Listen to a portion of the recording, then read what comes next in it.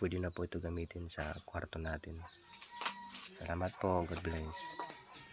Yan.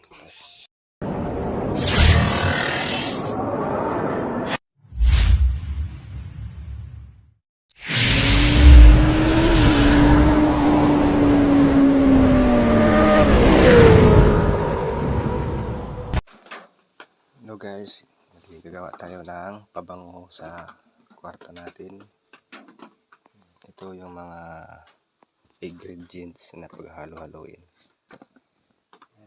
Downy, suka, laurel, saka ito is asin, gapas. Wala man tayo tupper, gagawin na natin ito is ito na lang. Pwede na ito. Gagawin natin dito is bubutas-butasan natin yung mga gilid. Balito na siya guys. Butas-butasan ko na para dito lumabas yung bango niya. Gamit tayo ng pantusok kasi malalim. Wala natin yung gapas.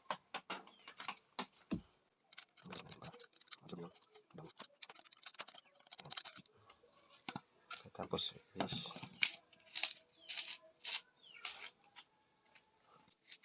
sabi mo sa videos, ito naman kutsara.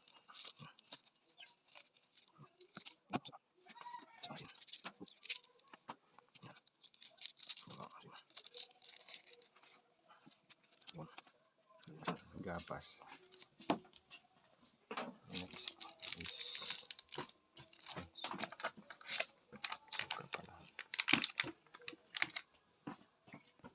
Ito, suka.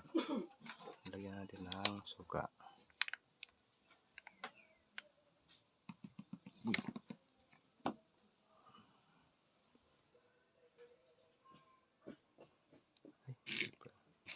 Ando na, napasok ko na yung suka at saka yung laurel. The last naman is downy.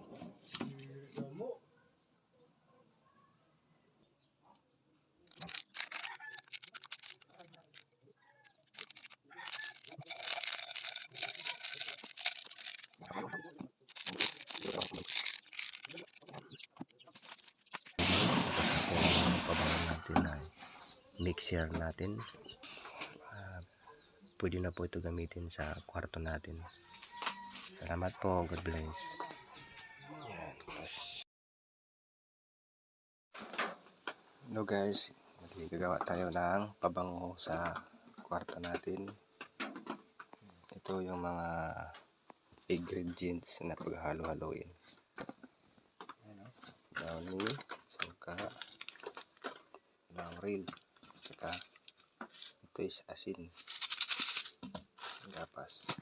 Wala man tayo tupper, gagawin na natin ito is ito na lang. Pwede na ito. Gagawin natin dito is bubutas-butasan natin yung mga gilid. Balito na siya guys. Butas-butasan ko na para dito lumabas yung bango niya. Gamit tayo ng pantusok kasi malalim. Wala natin yung gapas. Yung gapas unahin natin para ma-absorb na yung downy.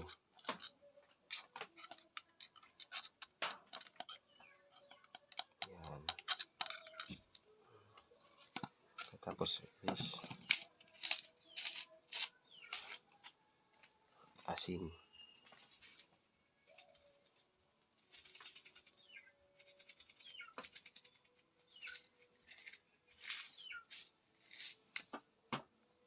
Sabi nung sa videos, 2 kutsara.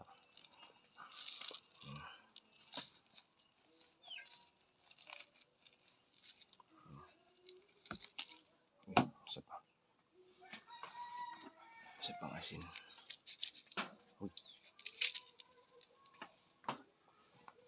Yan.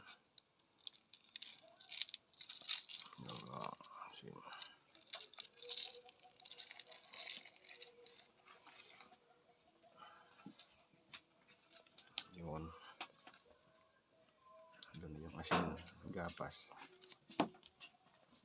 Next is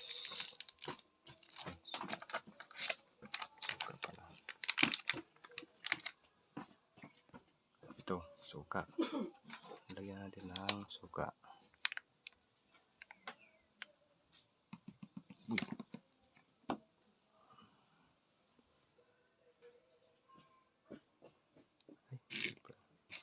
Ando na, napasok ko na yung suka at saka yung laurel. The last naman is downy.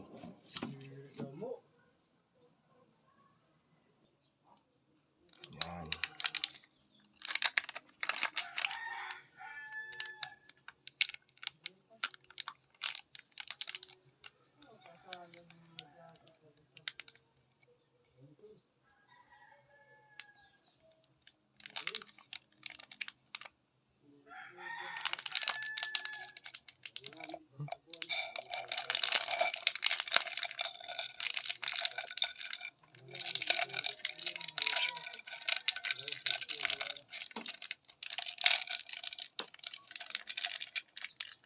Yan, napasok na yung downy.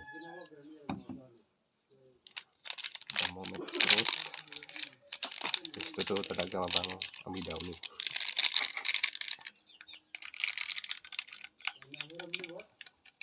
Yan.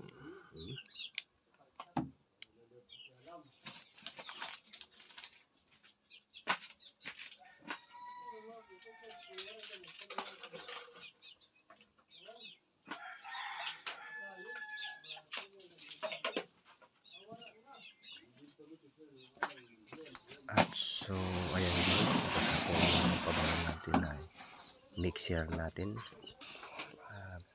Pwede na po ito gamitin sa kwarto natin. Salamat po. God bless.